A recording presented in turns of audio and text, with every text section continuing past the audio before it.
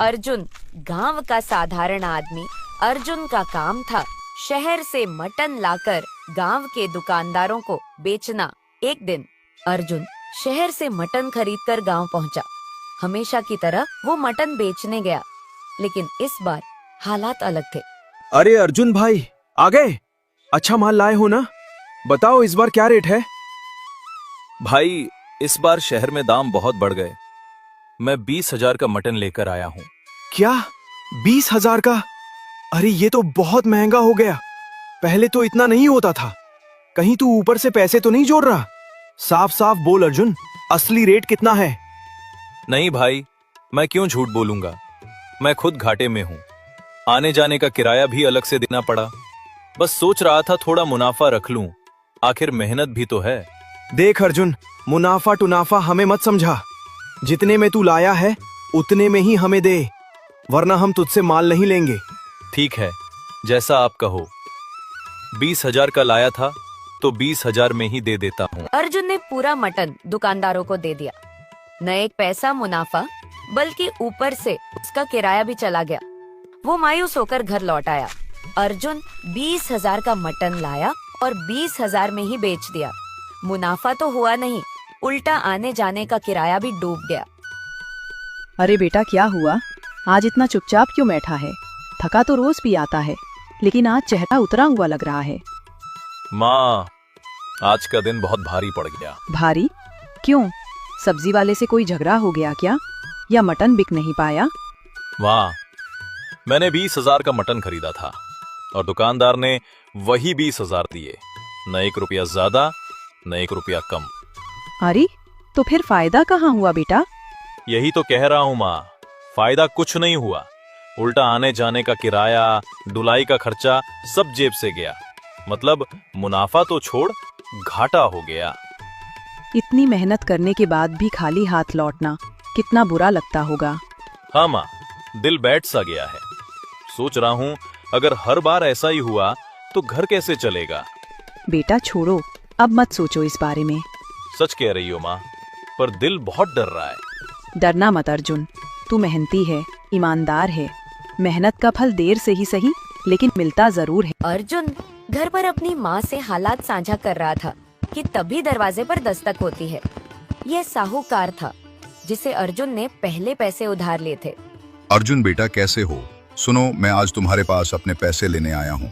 याद है जो उधार लिए थे? हाँ साहूकार जी, याद है। मैं आपके पैसे तैयार कर रहा हूँ। ठीक है बेटा, मुझे पता है हर कोई मेहनत करता है, लेकिन अब वो समय आ गया है कि अपने कर्ज की अदायगी करो। मैंने विश्वास करके तुम्हें पैसे दिए थे। साहूकार जी, मैं आपको पूरा 10,000 अभी दे देता हूँ। बाकी का इस बार मुनाफा नहीं हुआ। शहर का मटन महंगा हो गया था और मैं बस अपना खर्च निकाल पाया। अगली बार जरूर दे दूंगा। ठीक है अर्जुन, मुझे तुम पर भरोसा है। मैं आज वापस जा रहा हूँ। बाकी पैसे का इंतजार रहेगा, लेकिन मुझे पूरा यकीन है कि तुम सही समय पर दे दोगे। अर्जुन ने साहूकार को पैसे देते हुए राहत महसूस की। फिर उसने माँ की तरफ देखा। माँ, मैंने आने जाने का किराया निकालने के बाद 10,000 अपने खर्च के लिए रोक लिए हैं। बाकी तो साहूकार जी को अगली बार दूंगा। बेटा, इस काम में इतना झंझट क्यों? कभी सोचा है छोड़ दे इसे? ठीक है माँ, चलो अब कुछ खा लेते हैं। दिल बहुत भारी है, थोड़ी तसल्ली खाने से मिलेगी। और इस तरह घाटा भले हुआ हो, लेकिन अर्जुन ने साहूकार को पैसे देकर अपनी जिम्मेदारी निभाई और माँ के साथ ढाबे की तरफ बढ़ा। अर्जुन और उसकी माँ पास के ढाबे पर पहुँचे। यार, रोज चिकन बिरयानी खाकर बोर हो गए हैं। अगर हमारे गांव में मटन बिरयानी मिलती तो रोज वही खाते। सच में सोचो, शहर नहीं जाना पड़ेगा, गांव में ही बढ़िया मटन बिरयानी मिल जाए। माँ, सुन रही हो ना लोग क्या कह रहे हैं? क्यों ना हम गांव में ही मटन बिरयानी का ठेला लगाएं? लोगों को जो चाहिए वही देंगे। मटन तो मैं शहर से बढ़िया लाता हूँ। बेटा ठीक है, लेकिन क्या ये काम सफल होगा? इतने छोटे गांव में क्या चलेगा? माँ, डरने की जरूरत नहीं। लोग मटन खाने के लिए शहर तक जाते हैं। अगर हम सही स्वाद और अच्छा मटन देंगे तो यहाँ भी लोग आकर लेंगे। भरोसा रखो माँ। ठीक है बेटा, कोशिश करते हैं। देखते हैं क्या होता है। और इसी विचार के साथ अर्जुन और उसकी माँ अगले दिन गांव में मटन बिरयानी का ठेला लगाने का फैसला करते हैं। अर्जुन और उसकी माँ ने अगले दिन गांव में मटन बिरयानी का ठेला लगाया। पहली बार गांव में इतनी महक फैली कि लोग उत्सुक होकर ठेले की तरफ खींचने लगे।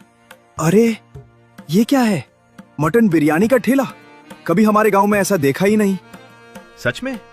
अब मटन बिरयानी यहाँ मिलेगी? शहर जाने की जरूरत ही नहीं पड़ेगी।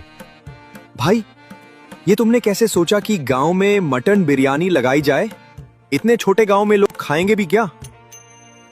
देखो भाई, कल तुम लोग खुद कह रहे थे कि रोज चिकन बिरयानी खाकर बोर हो गए हो। अब मटन की बिरयानी चाहिए तो मैंने ये ठेला लगाया। मटन तो मैं शहर से सबसे अच्छा लाता हूँ। अब आप लोग ही चखो और बताओ। सही कहा बेटा, ईमानदारी और स्वाद दोनों देंगे, लोग जरूर आएंगे। लोगों ने चखना शुरू किया। हर बाइट के साथ तारीफों की बौछार होने लगी। वाह अर्जुन, क्या स्वाद है! शहर की बिरयानी भी पीछे रह जाए। ये तो कमाल हो गया। सच में? अब हमें रोज यहाँ ही आना पड़ेगा। तुमने तो हमारे गांव में कमाल कर दिया। अर्जुन और उसकी माँ की मेहनत रंग लाई। गांव में उनकी अच्छी कमाई होने लगी। अर्जुन और उसकी माँ के मटन बिरयानी ठेले की खुशबू पूरे गांव में फैल चुकी थी। हर कोई उनके ठेले पर आने लगा। वहीं दूसरा ठेले वाला रघु, जो पहले ही चुपचाप अर्जुन की सफलता देख रहा था, जलन महसूस करने लगा। अरे ये अर्जुन और उसकी माँ शहर से मटन लाकर यहाँ बिरयानी बेचकर सबका ध्यान अपनी तरफ खींच रहे हैं। मेरी बिरयानी अब किसी को पसंद नहीं आ रही। ये मैं कैसे सह लूं? अगर मैं इसमें कुछ जड़ी बूटी मिला दूं तो लोग सोचेंगे कि उनके स्वाद में कमी है। बस ये चाल चलकर उनका ठेला गिरा दूंगा। रघु भाई, क्या ये सही है? अर्जुन का ठेला मेहनत करके चला रहा है। हम सब उसे पसंद करते हैं। अरे भाई, मैं बस थोड़ी सी मजबूती दिखा रहा हूं। कोई नुकसान नहीं होगा। बस लोग मेरे ठेले पर आएं और मेरे मटन की तारीफ करें, समझे? और इस तरह रघु ने अर्जुन के ठेले से लोगों को भटकाने की चाल चली। उसने अगले दिन अपने ठेले पर मटन बिरयानी बनाई। उसमें कुछ जड़ी बूटी डाल दी। चलो देखते हैं अब लोग किसके ठेले पर आएंगे। अर्जुन की सफलता अब खतरे में है। अगले दिन गांव वाले धीरे धीरे उसके ठेले की तरफ खींच गए। अर्जुन और उसकी माँ देखते ही रह गए कि लोग उनके ठेले से हटकर रघु के ठेले पर जा रहे हैं। माँ, देखो तो सही, लोग अब हमारे ठेले पर नहीं आ रहे। रघु ने कुछ कर दिया है। हमारी मेहनत और विश्वास की क्या हालत हो गई, समझ ही नहीं आ रहा। बेटा, अब क्या करेंगे? दिन भर मेहनत करने के बाद भी कोई फायदा नहीं हो रहा। ये खेल हमारे लिए बहुत मुश्किल हो गया है। हम सोचते हैं और मेहनत करते हैं, पर कोई बदलाव नहीं दिख रहा। माँ, चिंता मत करो। मैं सोच रहा हूँ कि हमें कुछ नया करना पड़ेगा। शहर से मटन तो हम हमेशा बढ़िया लाते हैं, लेकिन बिरयानी में लोग अब रघु की तरफ खिंच गए हैं। क्यों ना हम मटन के ताजा कुरकुरे पकौड़े लगाएं? लोग कुछ नया और अलग चीज हमेशा पसंद करते हैं। पकौड़े? बेटा, अच्छा विचार है। अगर हम इसे सही तरीके से बनाएं और स्वाद अच्छा हो तो लोग जरूर हमारे ठेले पर आएंगे। कोशिश करने में ही फायदा है। माँ देखो, अगर हम अगले दिन मटन बिरयानी की जगह पकौड़े लगाएं और ताजा कुरकुरे बनाएं तो लोग रघु की चाल से प्रभावित नहीं होंगे। हमें बस स्वाद, ताजगी और साफ सफाई पर ध्यान देना है। मैं जानता हूँ हमारी मेहनत रंग लाएगी। ठीक है बेटा, हम इसे पूरा ध्यान और मेहनत के साथ करेंगे। अगर हम ईमानदारी से काम करें तो लोग हमारे स्वाद को भूलेंगे। अर्जुन और उसकी माँ ने अगले दिन मटन के ताजा कुरकुरे पकौड़े का ठेला लगाया। जैसे ही पकौड़े ठेले पर आए, गांव वाले हैरानी और चौंक के साथ ठेले की ओर देखने लगे। अरे भाई, ये क्या है? मटन के पकौड़े? इतनी बढ़िया चीज हमने आज तक कभी नहीं देखी। सच में पहली बार देख रहा हूँ कि कोई इतना बढ़िया और ताजा मटन ला सकता है। अर्जुन भाई, आपने तो कमाल कर दिया।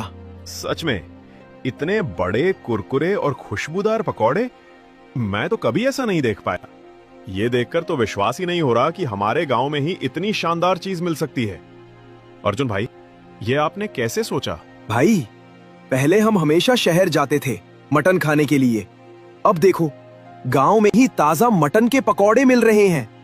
ये तो सच में पहली बार है कि मैंने ऐसी चीज देखी, पूरी तरह अलग और स्वादिष्ट। माँ देखो, लोग हैरान और खुश हैं। हमारी मेहनत रंग ला रही है। हमने सिर्फ ताजगी और स्वाद पर ध्यान दिया और अब सबका प्यार और तारीफ मिल रही है। सच बेटा, ये देखकर बहुत खुशी हो रही है। मेहनत और ईमानदारी का असर हमेशा दिखता है। जब तक हम सही काम करते रहेंगे, लोग हमें भूलेंगे नहीं। गांव वाले दूर दूर से आने लगे। हर बाइट के बाद तारीफ होती और लोग हैरानी जताते, जैसे पहली बार ऐसी चीज उन्होंने देखी हो। अर्जुन और उसकी माँ की मेहनत और ईमानदारी ने उन्हें गांव में नई पहचान दिलाई। रघु ने देखा कि मटन के पकौड़े ने गांव में टहलका मचा दिया। लोग उसके ठेले की ओर नहीं जा रहे थे। कुछ महीनों की मेहनत के बाद भी रघु का ठेला सुन्न पड़ा। अब वह परेशान होकर अर्जुन के पास मदद मांगने आया। अर्जुन भाई देखो, मैं मानता हूँ तुम्हारा ठेला अब बहुत अच्छा चल रहा है। लोग दूर दूर से तुम्हारे पकौड़े खाने आते हैं। मैं सच में हैरान हूं कि तुमने इतना कमाल किया। मैं अपने ठेले से अब कोई फायदा नहीं उठा पा रहा। सब लोग तुम्हारे पास आ रहे हैं। समझ गया। तो अब तुम क्या कहना चाहते हो रघु? अर्जुन भाई, क्या आप मुझे अपने ठेले पर काम करने का मौका देंगे? मैं जानता हूं अब मैं अकेले कुछ नहीं कर पा रहा। मैं ईमानदारी से सीखूंगा और आपकी मदद से मेहनत करूंगा। प्लीज मुझे मौका दे दो। ठीक है रघु, देखो मैं तुम्हें मौका देता हूं, लेकिन तुम्हें पूरी ईमानदारी और मेहनत से काम करना होगा। मैंने ये ठेला अपने माँ के साथ चलाया है और कोई भी लापरवाही बर्दाश्त नहीं होगी। धन्यवाद अर्जुन भाई। मैं वादा करता हूं कि पूरी मेहनत और ईमानदारी से काम करूंगा।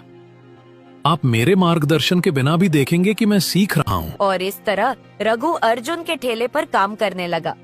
उसने मटन के पकौड़े की रेसिपी सीखी और मेहनत करना शुरू किया।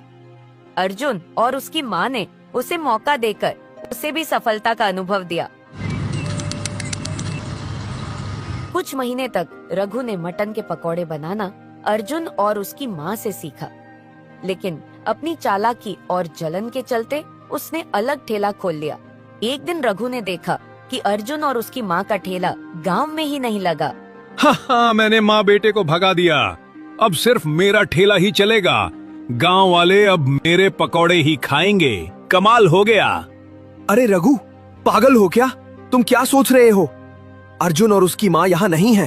वे शहर में अपना होटल खोल चुके हैं। वहाँ उनका बड़ा धंधा चल रहा है और लोग दूर दूर से खाने आते हैं। तुम्हारा ठेला उनके सामने टिक नहीं पाएगा। क्या सच में? अर्जुन और उसकी माँ ने शहर में होटल खोल लिया?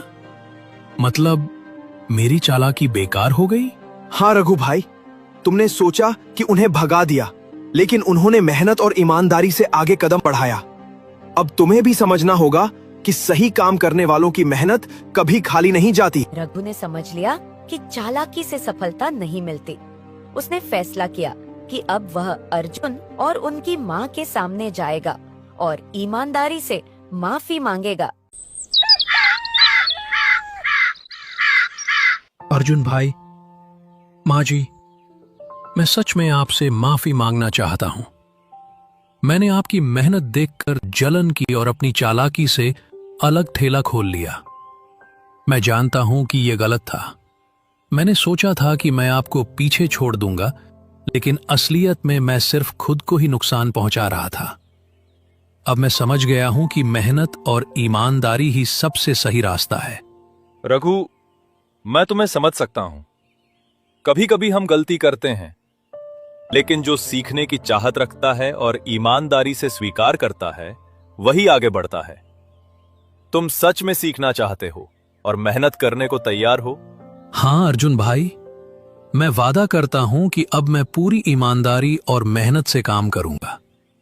आपकी मदद और मार्गदर्शन के बिना मैं ये कभी नहीं कर पाऊंगा।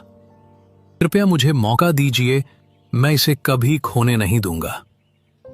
रघु बेटा, अब से तुम्हारा रास्ता सिर्फ मेहनत और ईमानदारी का होना चाहिए। तुमने अपनी गलती स्वीकार कर ली और ये बहुत अच्छी बात है। हम तुम्हें मौका देते हैं। बस ध्यान रखो कि अब कोई गलती ना हो। धन्यवाद माँ जी। धन्यवाद अर्जुन भाई। मैं वादा करता हूं कि अब मैं पूरी मेहनत और ईमानदारी से काम करूंगा। मैं सीखूंगा, मेहनत करूंगा और कभी कोई शॉर्टकट नहीं लूंगा। मैं आपके विश्वास को टूटने नहीं दूंगा। ठीक है रघु, यही सही सोच है। मेहनत और ईमानदारी से ही सब कुछ हासिल होता है। अब से हम सब साथ मिलकर काम करेंगे और अपना होटल और ठेले दोनों सफल बनाएंगे। और इस तरह रघु ने अर्जुन और उनकी माँ के होटल में काम करना शुरू किया। उसने सच्ची मेहनत और ईमानदारी से काम किया और धीरे धीरे अर्जुन और माँ के साथ सफलता हासिल की।